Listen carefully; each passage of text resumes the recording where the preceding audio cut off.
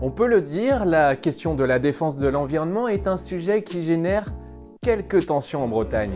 C'est pas la fête, chacun son métier.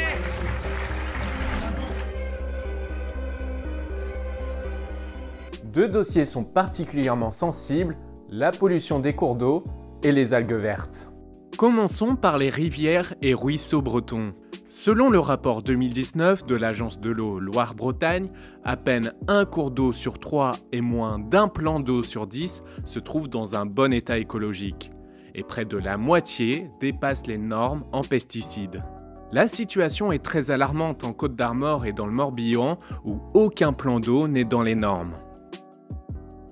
Pour y remédier, plus de 400 millions d'euros ont été injectés dans des plans régionaux depuis 1990. Mais on est encore loin de l'objectif de la mise en conformité de la totalité des cours d'eau pour 2027. Concernant les algues vertes, la situation n'invite pas non plus à l'optimisme.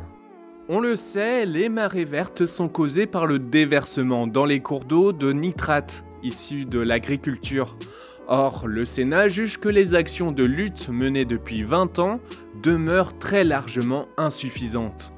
Chaque année, 6 millions d'euros sont investis pour lutter contre les algues vertes, une goutte d'eau comparée aux plus de 400 millions d'euros d'aide de la PAC versée aux agriculteurs bretons sans aucune contrepartie environnementale.